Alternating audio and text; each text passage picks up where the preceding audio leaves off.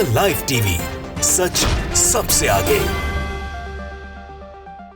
नमस्कार, the live TV आप देख रहे हैं। आपके साथ मैं हूं आदित्य कुमार। दरअसल आज के दिन ही इमरजेंसी लगी थी, यानी 25 जून को लगी थी। और अब मोदी जी का महिमा मंडन भी मीडिया के द्वारा किया जा रहा है। तरह तरह की बातें मोदी जी के बारे में की जा रही कि मोदी जी ने ऐसा किया था, मोदी जी ने इतना वो किया था, मोदी जी ने एक कविता लिखी थी, मोदी जी ने ऐसा, मतलब हर एक चैनल्स पे ऐसे ऐसे आर्टिकल्स देखने को मिल जाएंगे। लेकिन उस बात की पोल खोल दी गई है भारतीय जनता पार्टी के ही एक नेता द्वारा। उसने सीधे तौर पर पोल खोलते हुए लिखा है कि यह सब कुछ भी नहीं है, मोदी का कोई रोल नहीं था आपातकाल के खिलाफ। यह सीधे तौर पर उन्हीं के पार्टी के एक वरिष्ठ नेता ने बात कही है। आप जानते हैं सुब्रमण्यम स्वामी को। समय समय पर सुब्रमण्यम स्वामी भविष्यवाणी भी करते रहे और मोदी की पोल भी खोलते रहे। दरअसल आपने देखा था, उन्होंने कहा था कि बीजेपी 220 पर सिमट जाएगी, लेकिन फिलहाल 241 तक बीजेपी पहुंच गई। मोदी पीएम नहीं बनेंगे, मोदी पीएम बन गए। दोनों बातों पर प्रेडिक्शन थोड़ा थोड़ा था, लेकिन उसके बाद नहीं आया। लेकिन जिस तरीके से सुब्रमण्यम स्वामी बातें रखते हैं और खुलासा करते हैं, उसके बाद से जो महिमा मंडन एक तरफ से किया जा रहा है, उस पर पूरा पानी फिर जाता है। यानी एक तरफ बड़ा बनाने की कोशिश की जाती है, वो तुरंत ही छोटा हो जाता है, क्योंकि स्थितियां सबके सामने आ जाती हैं।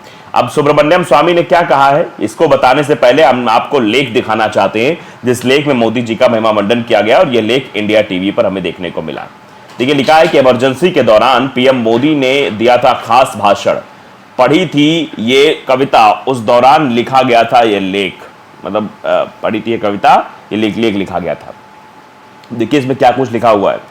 लिखा, आपातकाल के दौरान नरेंद्र मोदी ने विदेश में बैठे व्यक्तियों को प्रकाशन के लिए लेख भेजे और उनसे अंतर्राष्ट्रीय स्तर पर इन सामग्रियों को प्रकाशित करने का आग्रह किया था।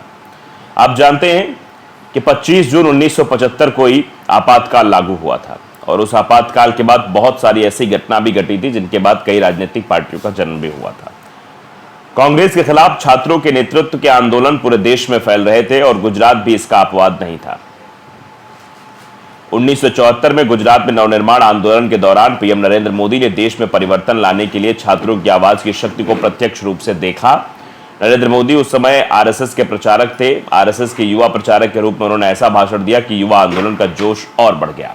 ये बात इंडिया टीवी में लिखी गई है। लेकिन जो बात कही जा रही है सुब्रमण्यम स्वामी के द्वारा, सुब्रमण्यम स्वामी ने एक्स पर पोस्ट करते हुए लिखा है कि Modi played no role fighting against the emergency, यानी आपातकाल के खिलाफ मोदी की कोई भी लड़ाई नहीं थी, कोई भी भूमिका नहीं थी उनकी, किसी प्रकार कोई फाइट नहीं थी उनके बारे में लिखा है। ही वॉज ए आरएसएस प्रचारक इन गुजरात, वे गुजरात में आरएसएस के प्रचारक थे। और उनके बारे में लिखा गया, where there was the most part no emergency due to the Gujarat government of Janata Morcha headed by the Babubhai. लिखा है कि जहां बाबू भाई के नेतृत्व वाली जनता मोर्चा की गुजरात सरकार के कारण अधिकांश समय कोई आपातकाल नहीं था।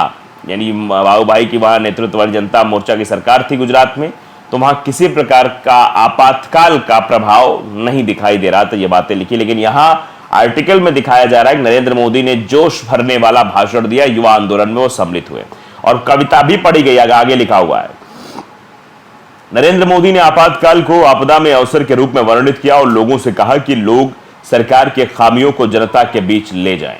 नरेंद्र मोदी ने भाषण के दौरान कविता भी पढ़ी। अब कविता कौन सी? जब कर्तव्य ने पुकारा तो कदम कदम बढ़ गए, जब गूंज उठा नारा भारत मां की जय, तब जीवन का मोह छोड़ प्राण पुष्प चढ़ गए, कदम कदम बढ़ गए। टोलियां की टोलियां जब चल पड़ी यौवन की, तो चौखट चरमरा गए, सिंहासन हिल गए, प्रजातंत्र के पहरेदार सारे भेदभाव तोड़, सारे अभिनिवेश छोड़ मंजिलों पर मिले, चुनौती के हर पंक्ति को सब एक साथ पढ़ गए, कदम कदम बढ़ गए। ये मतलब ये बताया गया कि ये कविता जो है पढ़ी गई है, और इस कविता को जो है बाकायदे इसका जो है एक पोस्ट भी दिखा गया मोदी आर्काइव में करके। और विरोध प्रदर्शन में शामिल हुए थे मोदी। जब आपातकाल लगाया गया था तो उसके खिलाफ नरेंद्र मोदी विरोध प्रदर्शन में शामिल हुए, ये इस आर्टिकल का कहना है। मोदी और अन्य स्वयंसेवकों ने बैठकें आयोजित की और भूमिगत होकर साहित्य के प्रसार की जिम्मेदारी ली। उस समय उन्होंने नाथ जगड़ा और वसंत गजेंद्र डगर जैसे वरिष्ठ आरएसएस नेताओं के साथ मिलकर जो है ये सब किया। कड़ी सुरक्षा की सूचना का प्रसार एक चुनौती थी। हालांकि नरेंद्र मोदी एक अनोखा समाधान निकाला। उन्होंने संविधान, कानूनों और कांग्रेस सरकार की ज्यादतियों से संबंधित सामग्री गुजरात में अन्य राज्यों के लिए प्रस्थान करने वाली ट्रेनों में लोड किया। ऐसा ये बताया गया है। लेकिन यहां कहा जा रहा है, जो सुब्रमण्यम स्वामी के द्वारा जो लिखा गया उसमें साफ साफ बताया गया है कि वहां कोई मतलब आपातकाल जैसी स्थिति नहीं थी अधिकांश समय तक, क्योंकि वहां बाबूभाई के नेतृत्व वाली जनता मोर्चा की सरकार थी।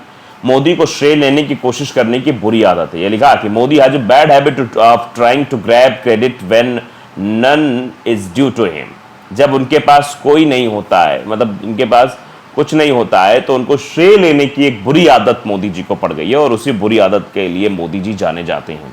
ये सीधे तौर पर बात कही जा रही है। तो आप समझिए, सुब्रमण्यम स्वामी ने एक झटके में ये इस पूरे आर्टिकल और पूरा महिमा मंडन जो लगातार किया गया है, जो बड़ी बड़ी बातें की गई है, जो ये बताने समझाने की कोशिश की गई कि देखो मोदी जी का कमाल, मोदी जी ने इमरजेंसी के दरमियान ने किया था। नहीं, जो भी ऐतिहासिक चीजें होती हैं उसमें मोदी जी का नाम दर्ज हो जाता है कि मोदी जी ने 1975 में जब गुजरात में थे तो आरएसएस प्रचारक थे, उस वक्त मोदी जी ने बहुत बड़ी भूमिका इमरजेंसी के खिलाफ निभाई थी। इस तरीके का आर्टिकल तो हमने दिखाई दिया।